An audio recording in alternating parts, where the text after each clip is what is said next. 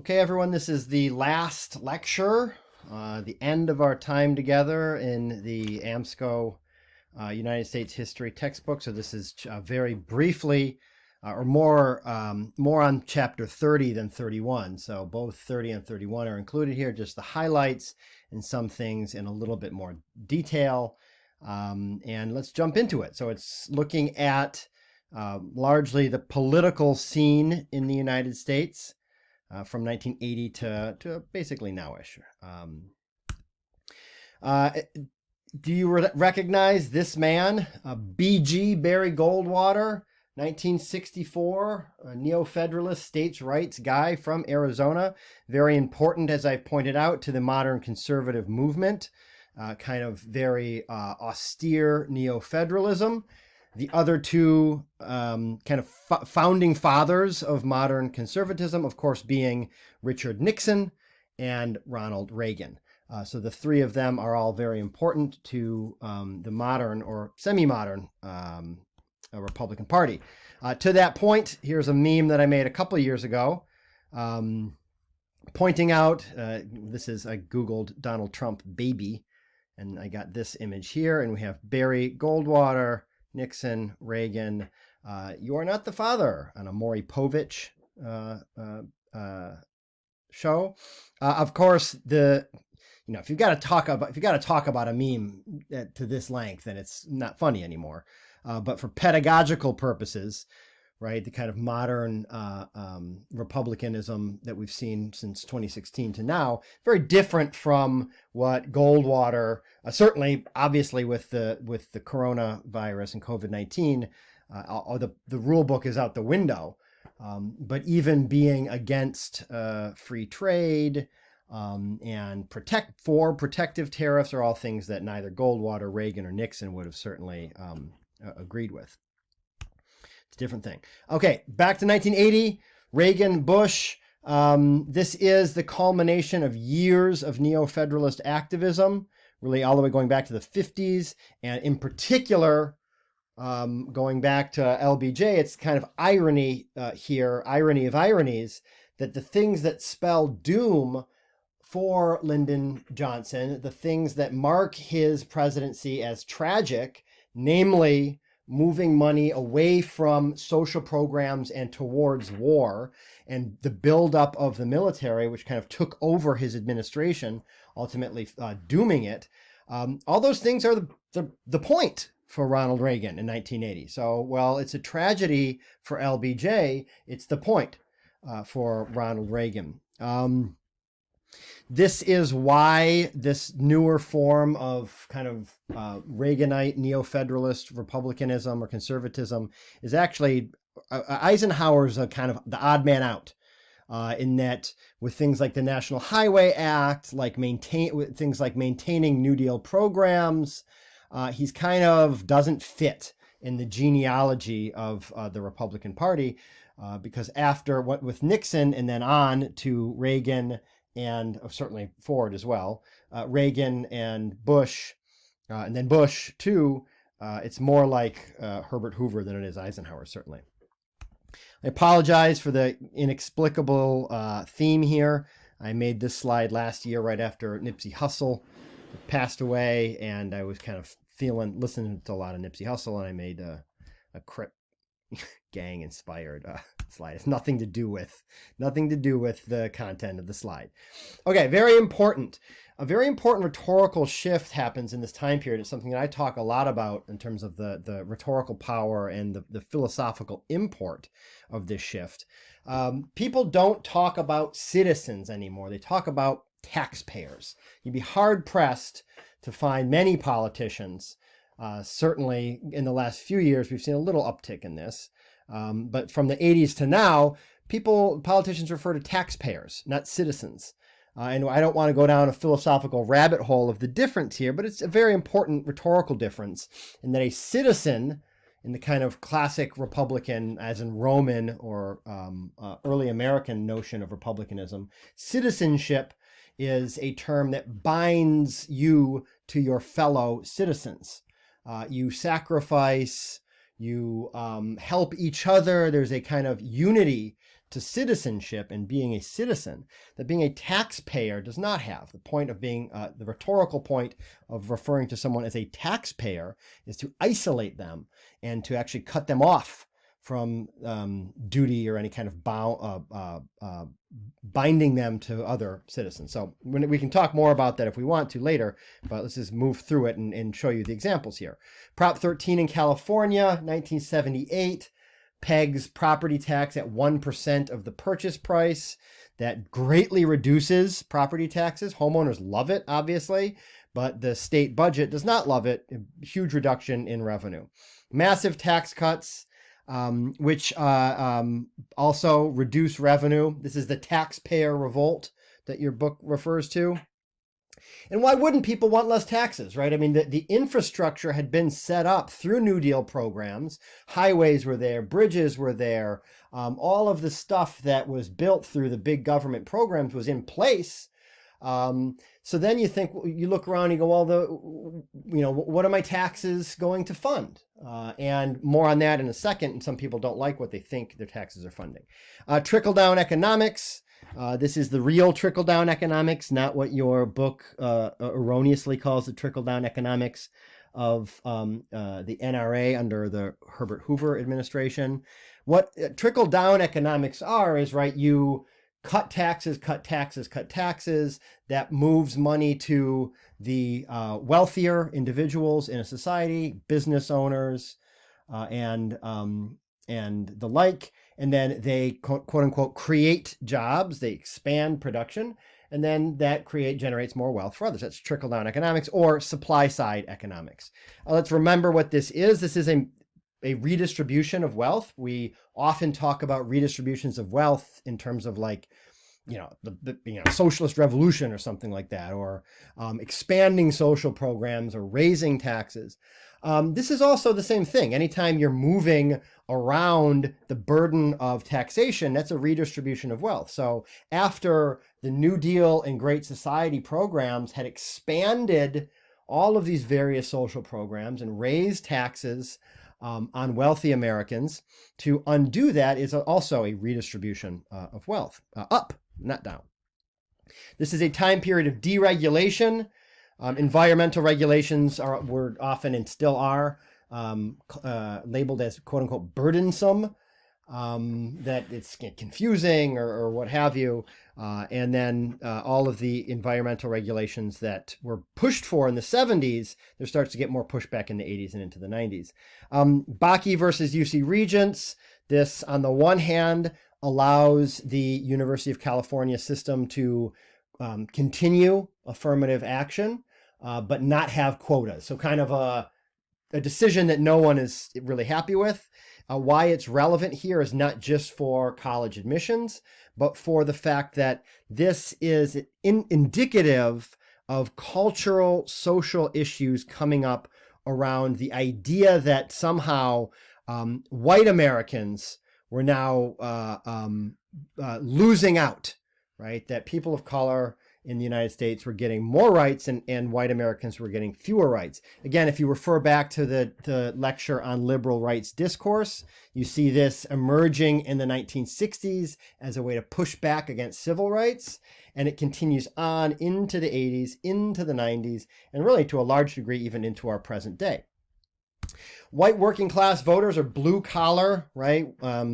Someone asked a question the other day about the difference between blue collar and white collar. White collar is often white collar jobs make more money. It's the kind of job that you would wear a suit and a dress shirt with a white collar too, right? Suit and tie.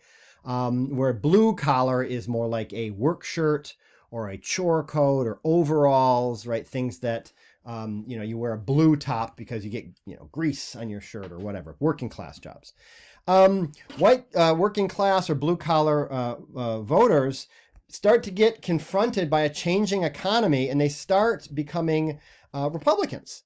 They're referred to as Reagan Democrats.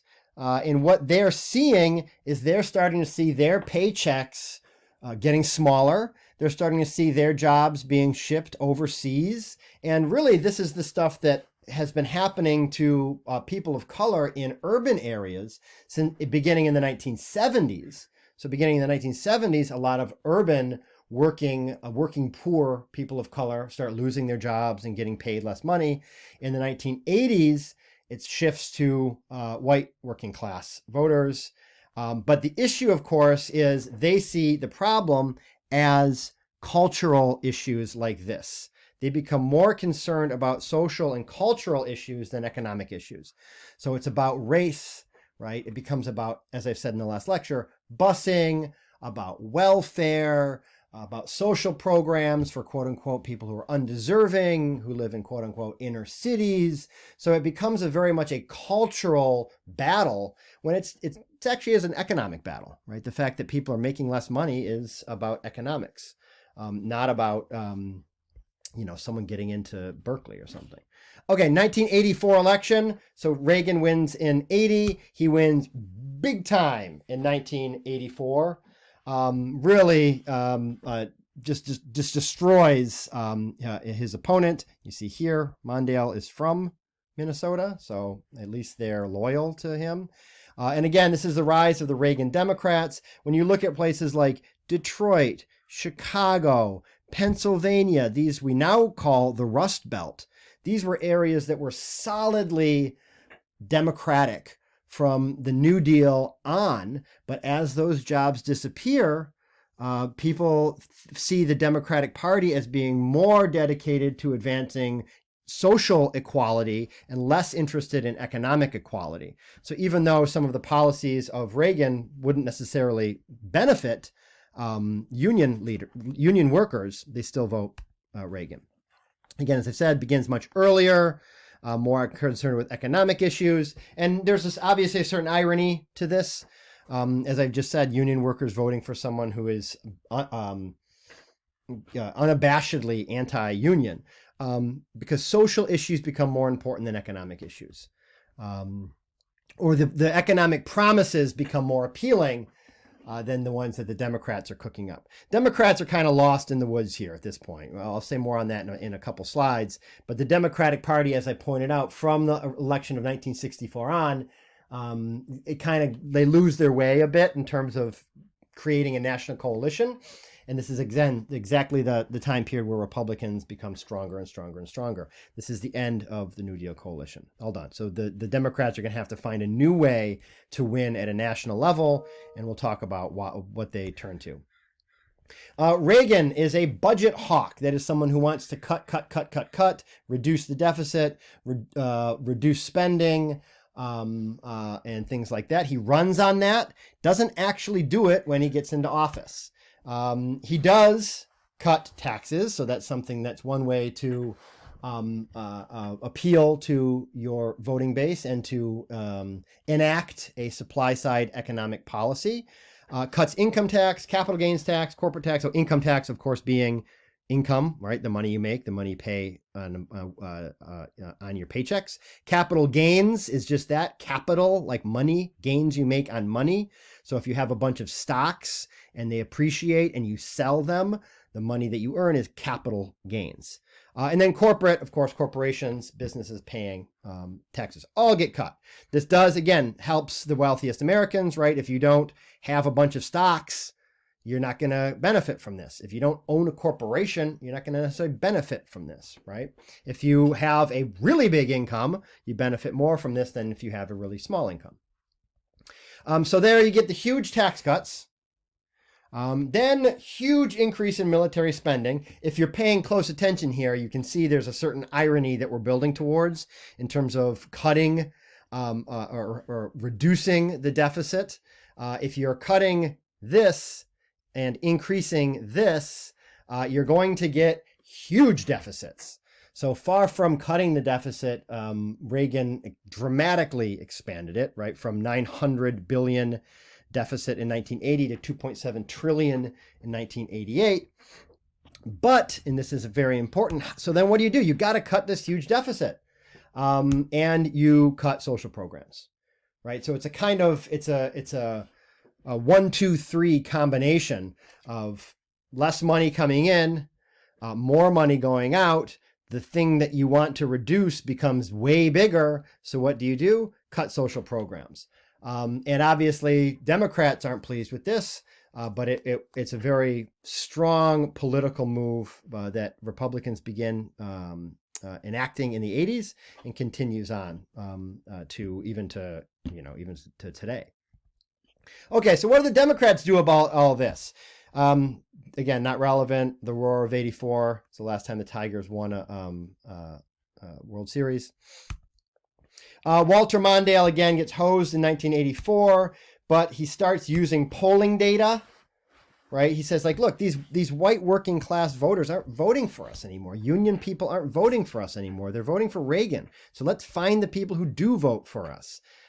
These are quote unquote knowledge workers, engineers, tech workers, professional classes, suburban, liberal minded, white collar workers. So the Democratic Party starts focusing on them. They start saying, look, we care about the environment. We care about regulating business, gender equality, all of that stuff.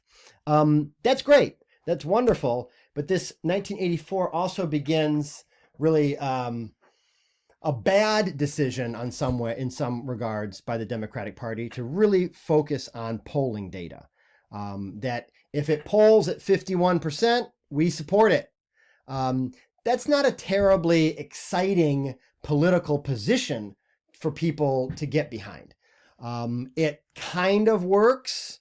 But it also does not have the kind of passion and buy-in that the Republicans, whether you like or dislike their agenda, if you're running on something like, cutting social programs, increasing military spending, all of that, like it or don't like it, it's a thing. You're standing up for something.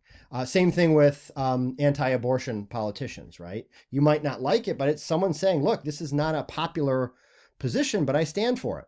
Democrats start looking at polling data, and the resulting shift is that they start to move further to the right. More and more conservative positions, because conservative positions are the safer. Right? I mean conservative here in terms of like not risky, not conservative in terms of Republican. They start shifting towards 3 Ps. I'll talk about that in a second. Public-private partnerships, that is 3 Ps. And then this really peaks with Bill Clinton. Bill Clinton is the maestro of public-private partnerships and polling and doing, this is not a generous thing to say, but doing anything for a vote. And we'll see what that means in a second here. The Atari Democrats or New Democrats, this is the 1980s where Atari is a big deal, where people are making computers in their garages, and early computer technology is just starting out, and that is right. These kind of people are, to go back a slide here, these knowledge workers, right? The Democrats say this is who we need to focus on moving forward into the 1980s and 90s. They focus on 3 Ps. So this is a way to kind of, we're going to have the government do stuff to help people, but we're not going to do it through the government itself. We're going to encourage the private sector to partner up, right? Public-private partnerships, public being the government, private being private enterprise, partnering up to alleviate poverty or tackle hunger or what have you. Again, focusing on these knowledge workers, places such as the Research Triangle, North Carolina, Boston, California, obviously Silicon Valley, and Palo Alto being a hot spot for this. So this kind of is a little bit of a both and. On the one hand, right, this is both a achievement for the Democratic Party, but also a larger structural failure. The New Deal and the Great Society focused on structural problems and tried to address them with structural solutions. Big New Deal programs under Roosevelt, the Voting Rights Act, the Civil Rights Act under Johnson, the government taking on these large structural issues. In this time period, the Democrats give that up. They stop focusing on structural problems, so they don't have to focus on structural solutions. They can focus on individual small scale or small ball solutions, as opposed to trying to hit, right, that kind of grand slam with a big, big, big piece of legislation. This mirrors exactly what the Republicans are doing. So this is certainly a testament to the success of the Republican rhetoric and political policy. If you are in a debate and you suddenly find yourself using your opponent's language, your opponent has won, right? If they can frame the debate around their terms, their language, their definitions, they win the debate. And that's exactly what happens here, right? That by shifting to the right, it's a concession to the Republican strategy working. And that's kind of political, right? Political history. Meanwhile, right, as I said, huge spending on the military. Right here, the Reagan years are 1980, right, to 1988. Big bump here at the end. This is the Star Wars program, space, right? So fighting the Soviets in space. Obviously, to look long history, World War I, World War II, Korea, and then obviously with the increase into the Cold War, you have more and more and more spending. The fall of the Soviet Union here, right, 1989, 1991, a drop in military spending. And then, of course, September 11th, a dramatic increase. Meanwhile, economy is changing. GDP, or gross domestic product, that is all of the worth of all of the stuff that a nation makes, goes up, up, up, up, up. But real median household income, that is the average of what people make, does not go up, does not track along with GDP. This creates a lot of the issues that we are facing now in terms of the economy. I mean, not COVID-19 stuff, but right, like as of 2 months ago.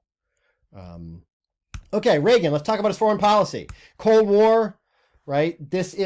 Reagan is lucky. I mean, it's kind of Reagan didn't, just like Martin Luther King didn't give his I Have a Dream speech and suddenly racism ended. Reagan does not give does not say, Mr. Gorbachev, tear down this wall, and then suddenly, like Jericho or something, the wall crumbles and the Soviet Union collapses. It just doesn't work that way. Gorbachev is also trying to reform on the inside, perestroika and glasnost, perestroika being a restructuring of the economy, glasnost being a more openness to the outside world. That's happening in the Soviet Union already, right? So the Soviets themselves are trying to kind of transition to something different. United States spends a bunch of money and, right, they win the Cold War. Not so great stuff happening in Central America in the 1980s. The United States funding death squads. I mean, look, if you're giving money to a thing called a death squad, probably that's not going to be a good look. Yes, these various governmental and non-governmental military organizations fight socialism, right? These are the proxy wars between the Soviets and the United States.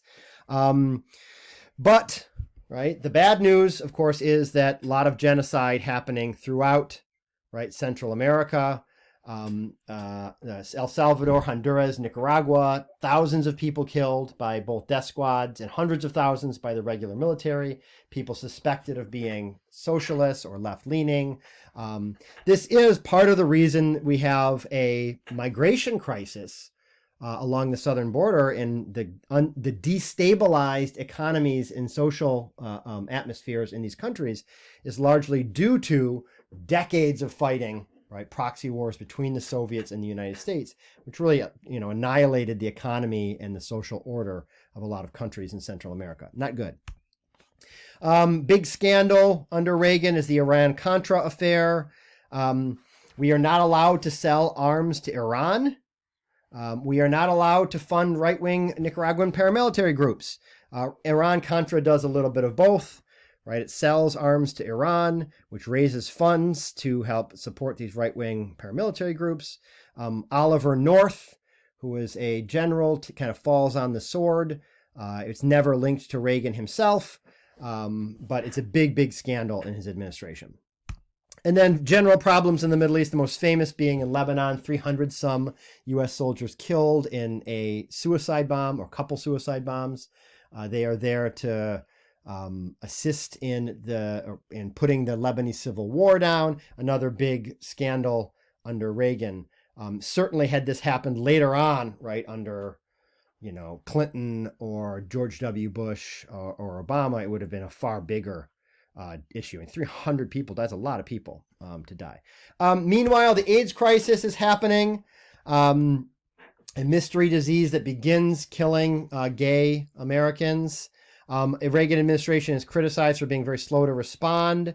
I will post here a link to a little video that highlights the ways in which the administration responded very, very poorly, and in really in a very insensitive way.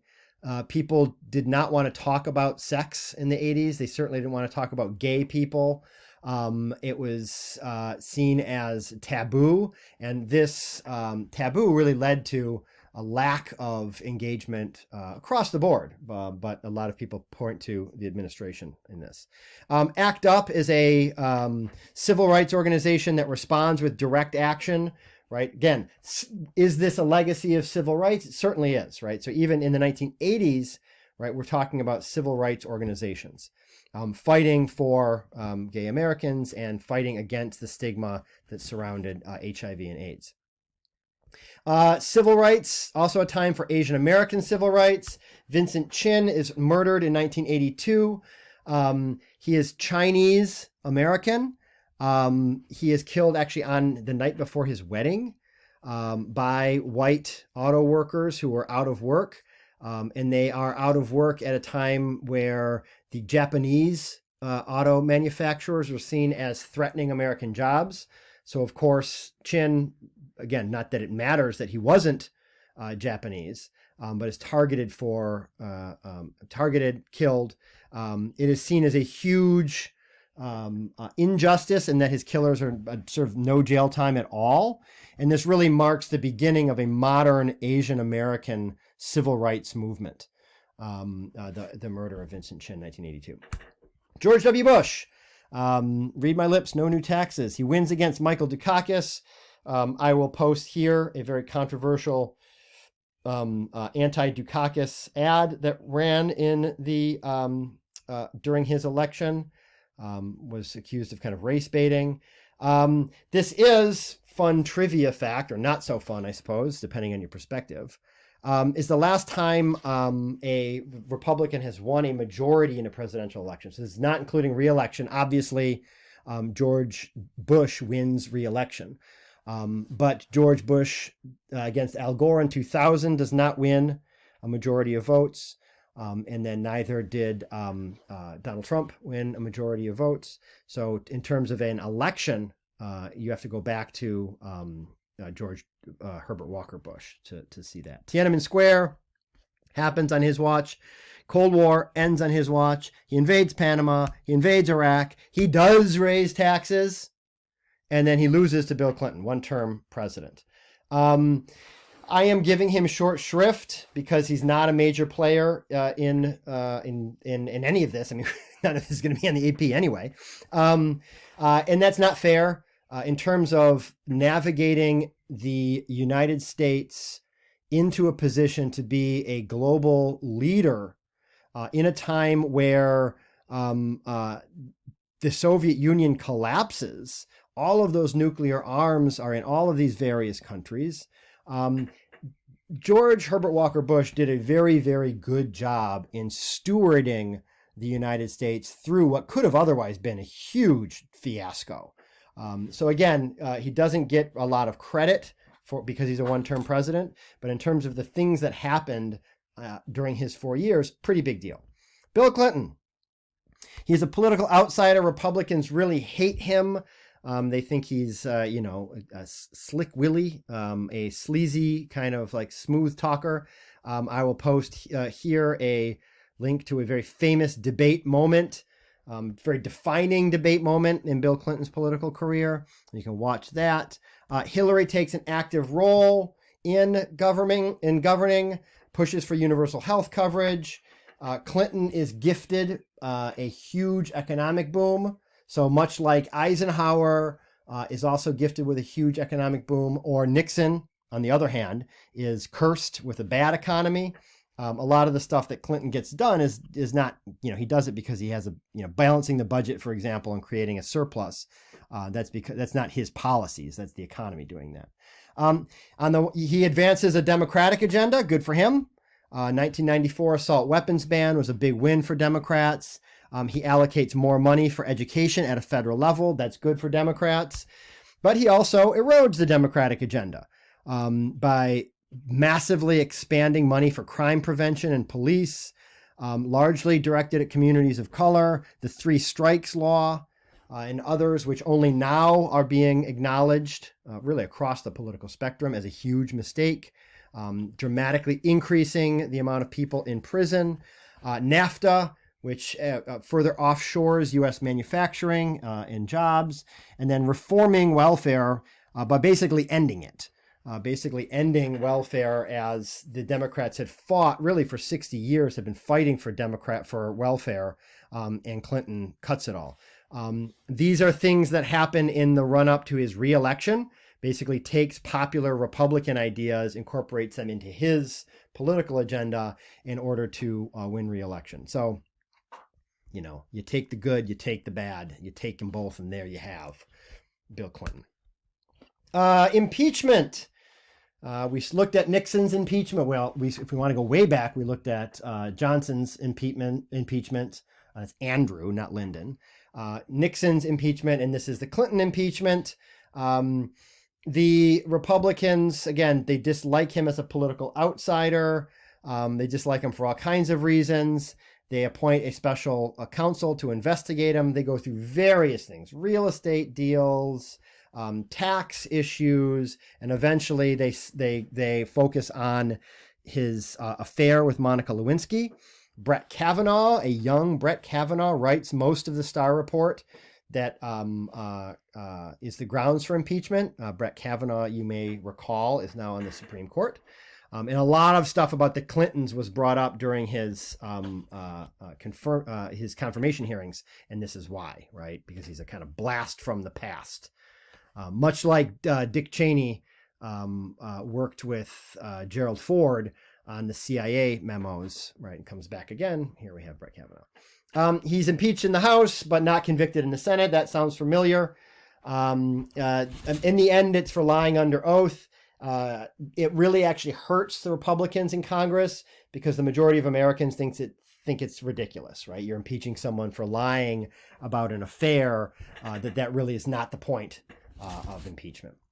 Bush versus Gore, right? Again, Gore wins the popular vote. Bush wins the election. It largely hinges on the vote counting in Florida. Supreme Court steps in and decides it. Gore probably would not have won anyway, but it kind of,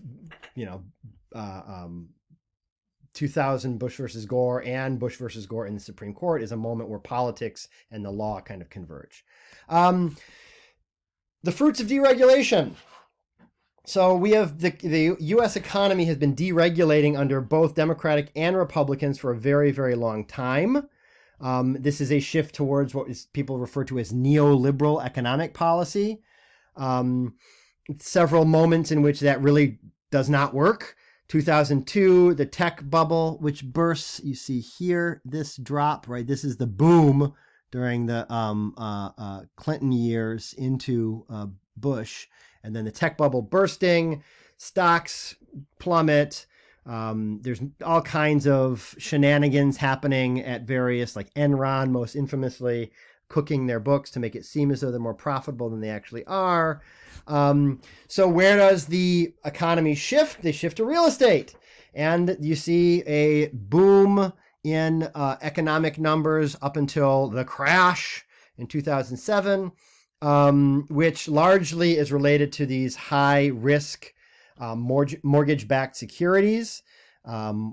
If you want to ask me questions more on that, I can explain it a little bit more. It's basically investing in a package of mortgages. Some are higher risk, some are medium risk, some are low risk, and then investing in that and making money. Turns out a lot more were high risk than were reported. Of course, this would be the case with things like Nina loans. A Nina loan was a No income, no asset loan. So basically, they just said, "What do you make?" And you say, "I make $1 million a year."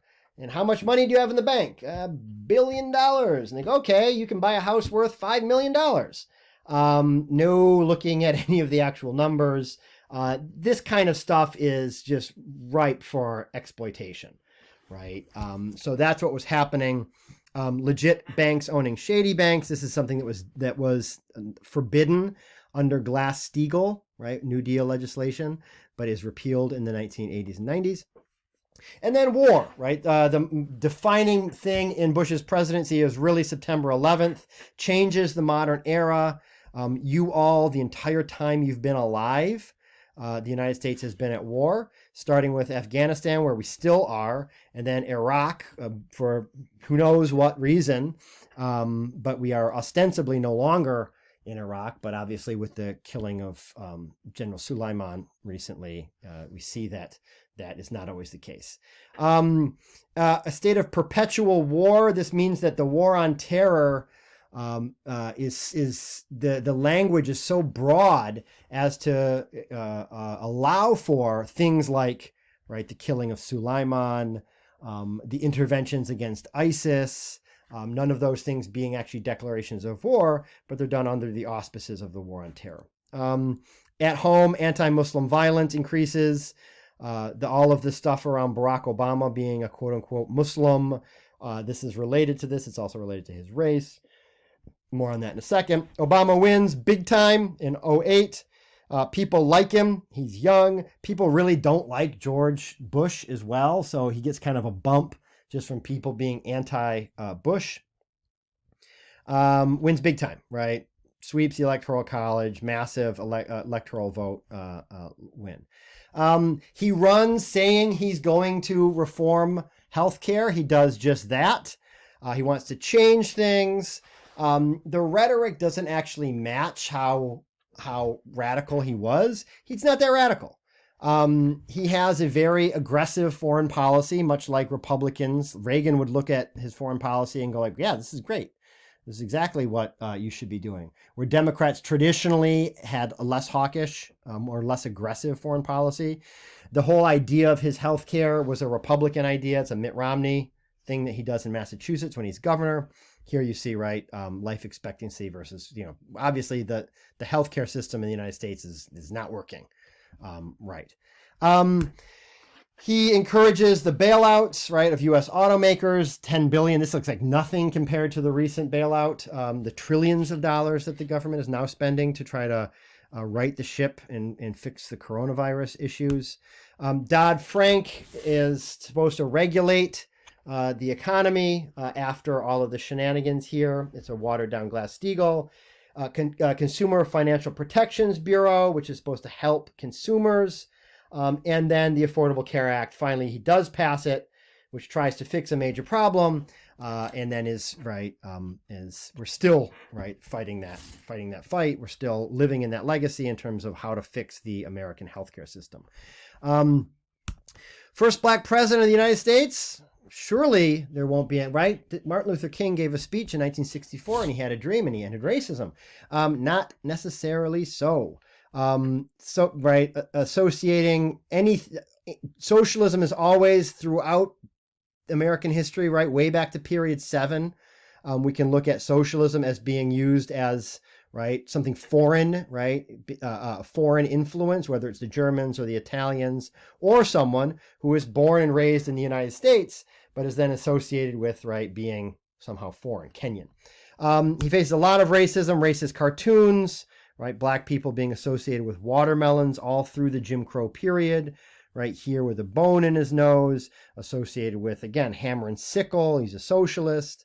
Donald Trump, who in 2002 is a reality TV star, being one of the most prominent leaders of the birther movement, right? The movement saying that Obama was not born in the United States. He was actually born abroad. Also, people accusing him of secretly being a Muslim, all of that kind of stuff. Not nice stuff, but stuff that we're very much, obviously, the legacy of this is still alive and well. even though he's no longer president.